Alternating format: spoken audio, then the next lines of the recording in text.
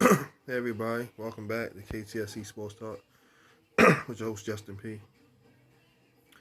This episode 39, I'm gonna talk about well, you already know we talk about all sports here.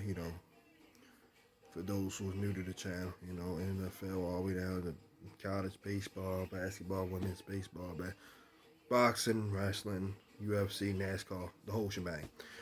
Hit the like button at the bottom of the video. Hit the subscribe button, go all the way up, hit all, we can get all the latest videos and content, and you'll be notified when it's dropped. And also in the description of the video, I'm gonna leave links for my other platforms, my Facebook, Instagram, Twitter, and my podcast on Spotify and Anchor.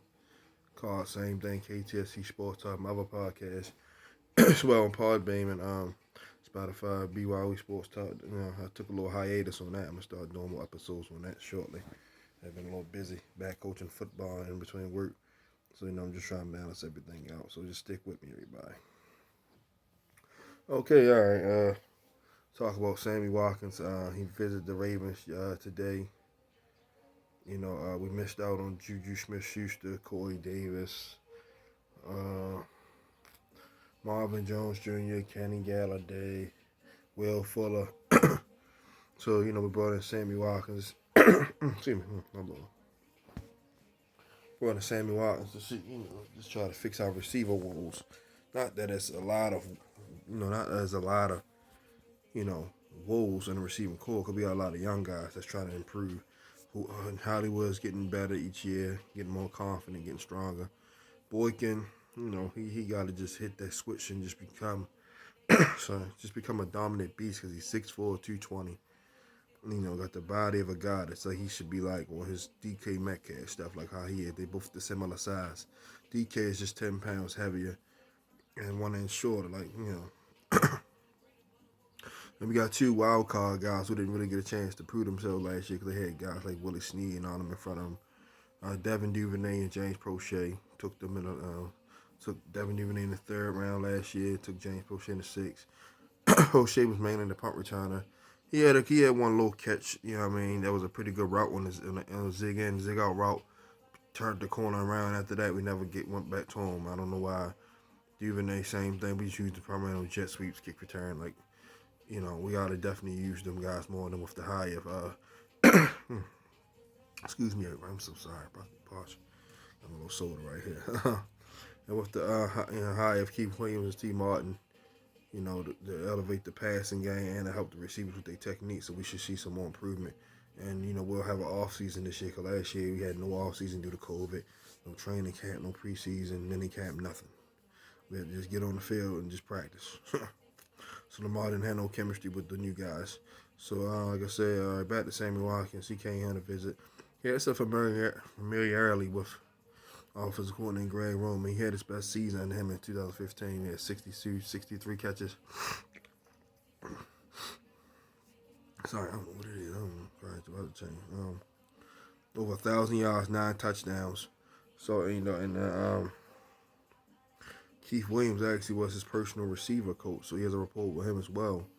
So, but they said he left here with no deal. He's going to Indianapolis tomorrow, so we got to cross our fingers and see what's what. Indianapolis more pass happy than we are, so that can possibly. And they had more money to spend. We only had probably about roughly $20 million to play with now after the restructure of Brandon Williams and Calais Campbell's contracts, and I salute them both for that. They could have said, nah, that's not our problem. We self-made men. We paid our dues. We want all our money. But they said, no, we're trying to win a Super Bowl. So yeah, we're gonna do what we gotta do. We're gonna be team players. So kudos to them and salute them for being team guys.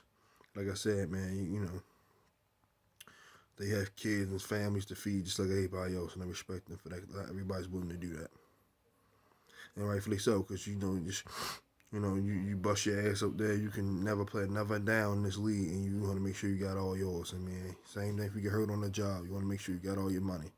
So people forget this is a profession in the job for them. They get paid for this. They're not playing for free. Although they love the game and all that, they still have to. They have families to feed.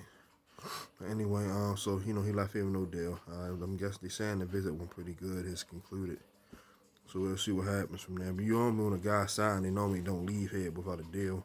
Except for last year with Gerald McCoy. He left here without a deal. You know, he was at Niners. Or the year before last, I should say, in 2019. He was at Niners retirement press conference here. He watched the whole thing. So he wanted to go. He took less money to play in Carolina. So I guess because it was a scheme fit. They won a 4-3, we won a 3-4. So I guess he figured, man, you know, less double teams. He went one-on-one with the center. You know, everybody has their preference. Just like a receiver. He figured, you know, he want to go somewhere where he's going to have chances to get 100-something targets versus only 60 or 80 targets a year. So, you know, that's how the receivers get paid. They get paid to catch the ball. No matter if you're a hell of a blocker or not, you still, I mean, that helps. That's a plus, but Moss wasn't a great blocker, Hall of Fame guy. You know, T.O. was, but them niggas ain't, I mean, I'm sorry, them guys, sorry.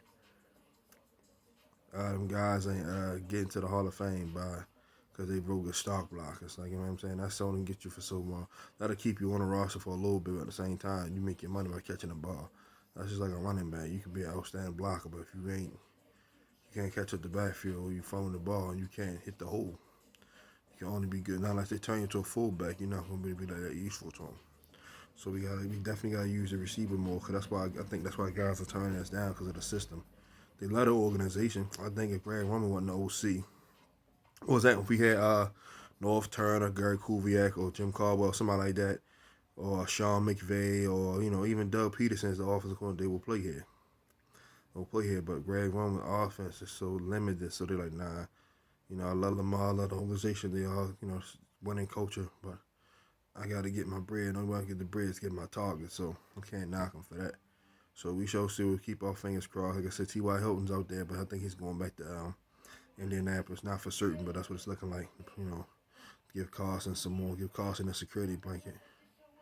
Not after making that big trade, so they want to make sure he's good and comfortable because he knows the system. You know, he played in that system when he won the Super Bowl. So, you know, so on AB, you know, as Rumblers boy Russell Wilson want him to come there, but he already won a record, so he wants to come in and play with his cousin and all that. He's not really worrying about targets.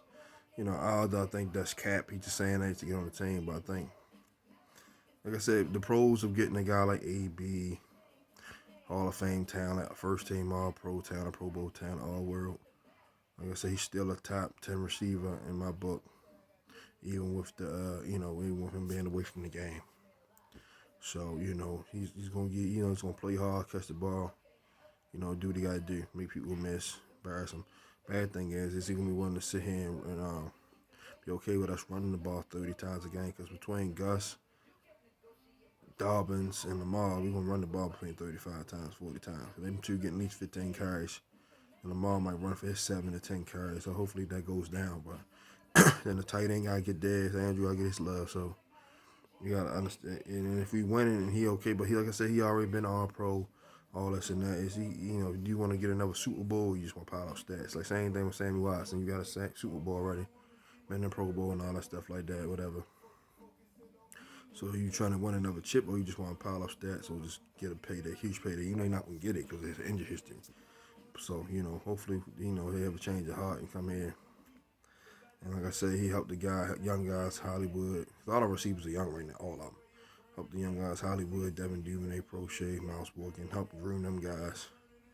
So we shall see. I'm keep my fingers crossed on it. And that's it. Like I said, outside of AB, Ty. I don't know other receivers that's out there worth getting. Josh Reynolds, but I think he's signing with the Titans, I believe. Uh, that's it. Like anybody else, it's just like meh. Bunch of twos and threes. So like I said, we missed out on a couple guys like Corey Davis. He really wasn't signed with the sorry ass Jets to come here, so I guess they gave him more. I guess you know we weren't gonna give him the money he wanted. So now unless we wait for a cut or something or make a trade like with the Lando Brown situation, we trade him to Jacksonville and get DJ Chalk in the first or something like that. Then we might can have a shot. No Golden Tate got released, but we already got slot receivers. We need outside guys, so we'll see how that goes. Like I said, you know, Elshon Jeffrey out there, but you know he's too slow at this point. He's like a glorified tight end. If we get him, it better be something dirt cheap. He could probably still win the 50-50 balls, but I'm not really. I would rather bring back Dez Bryant than Elshon Jeffrey. At least Dez still got some juice to him. But all the comments he made, I'm pretty sure that's not going to happen unless we get really, really desperate. Well, everybody, that's it for this episode of KTSC Sports Talk with Justin P. Like I said, make sure y'all hit the like button, hit the subscribe button, go up here all. I'm gonna try to bring you another video tomorrow talking about the NCAA tournament, NBA, little stuff like that. So everyone, that's it. Y'all have a wonderful day. Make sure y'all be great on y'all way to that figure eight. And always, remember that KTSC. Keep that same energy. I'm your host, Justin P. I'm out.